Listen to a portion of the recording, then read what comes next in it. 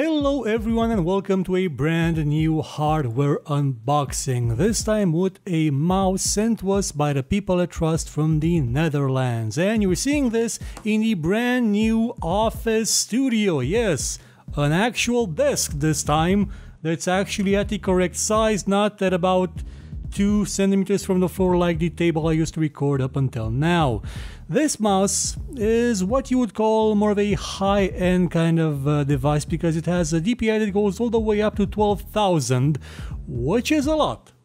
So we're gonna take this box apart and gonna show you what exactly this mouse does, and then we're gonna have it for review a week or so later on. And it's not gonna be the only one that's gonna be reviewed on this show, well, on this channel soon, because this isn't the only mouse that Trust sent us. They'll send us this one, which I'm gonna unbox in a separate video later on.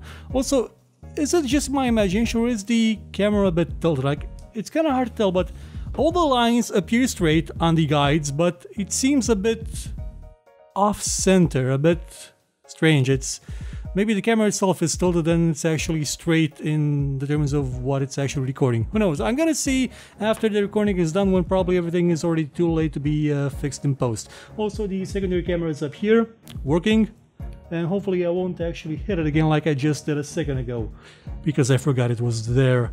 Let's take off all these sticky stuff, these adhesives. I'm gonna get this disc all dirty with adhesive now, which is sad because I do spend quite a lot of time cleaning it. It's my pride and joy.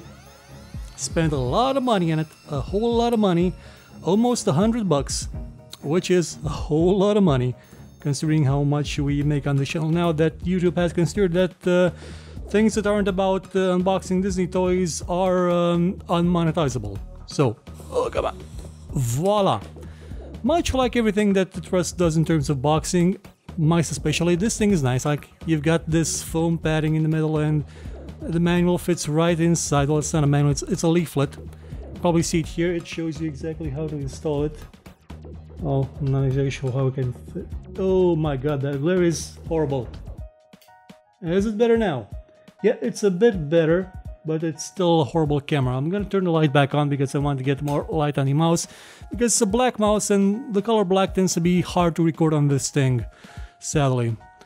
I think I should actually record this with my phone, but again I have trouble actually getting it to stay in the right place because I don't have a tripod for it. We also get a sticker with the Trust GXT logo, which again is something I appreciate. I mean, we got a video card recently, you know, the 480, it's down there in the PC. We didn't get a sticker with that one. I got a sticker with my old Sapphire card, the Radeon HD, no, it wasn't even HD, the 1950X Pro something from the old RGB days. That one had a sticker, this new one doesn't. And this is the mouse itself. Voila, in this box of it, see?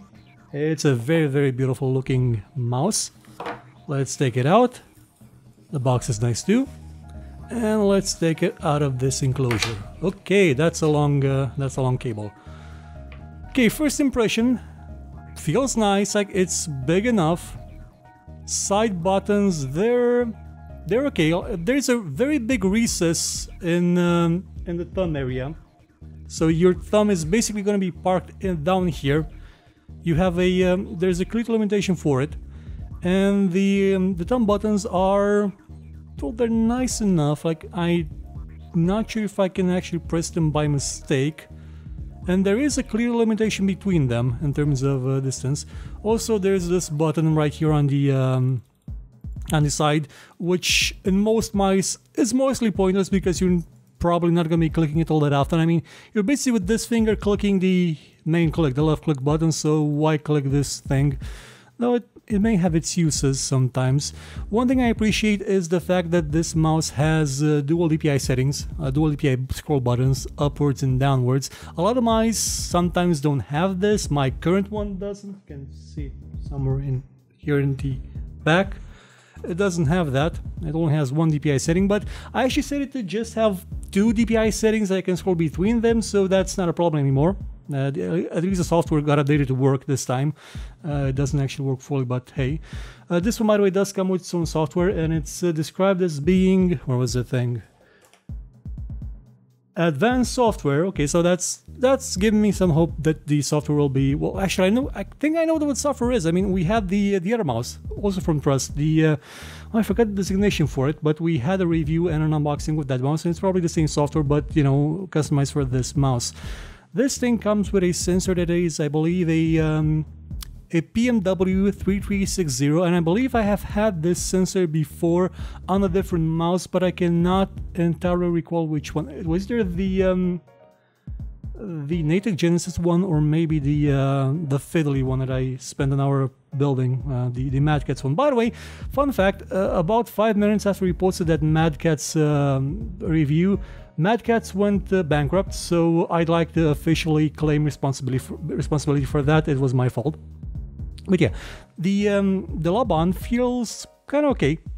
Like, weight-wise, I don't know. It doesn't have configurable weights. It's a simple mouse in that sense. It feels light enough. One thing I don't really appreciate is that this bit is a bit extended, and it makes it grappling it a bit more difficult. Kind of wish it had a recess here for your index finger, for your pinky finger, pardon. But like it does with the thumb, but it doesn't. So it may take some adjustment to actually get used to it. Now, if you have a claw grip, you know, grabbing the mouse like this, you probably won't have any issues with it. But for me, yeah, it kind of feels a bit cramped because of this. Like, I'm gonna have to use it like with my finger like this, and it's. I guess it could get used to it. With this one, yeah, I don't have the problem, which is. I'll have to see about how comfortable it actually is in long-term use when the review comes along. Now, I'm gonna do something stupid, which is I'm gonna plug this in, but keep in mind that the camera is also plugged in.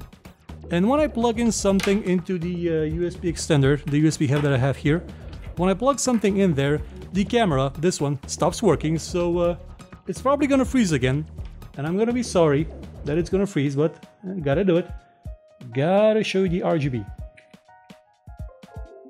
Okay, it didn't freeze.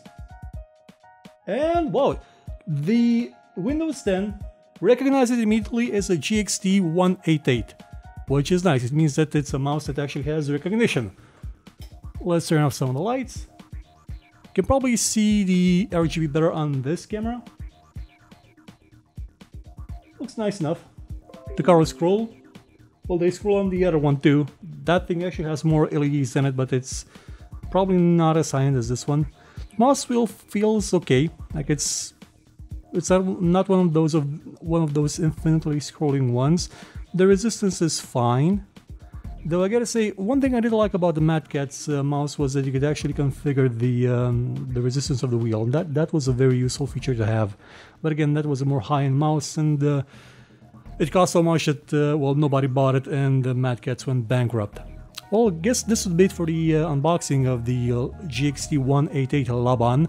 I'm kind of glad that they're using words instead of just the designation. It makes them a bit more easier to tell apart. Like this is the Laban, and this is the Heron.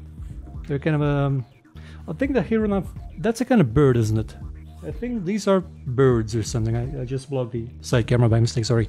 The setup is a bit new, so I'm still getting used to it. I'm gonna have a review of this mouse up on the channel in possibly around 2 weeks after you see the show. Up until then, we're gonna have more unboxings of the Heron, and also possibly of my new monitor, which is gonna be an LG one with a very difficult long name that I'm probably gonna nickname something stupid. But up until then, hey, stick around, watch some of our other shows, and stay tuned for the unboxing of the Heron, which is gonna be, well, I'm gonna make it now, and it's gonna be on the channel in a couple of days. See you then, goodbye.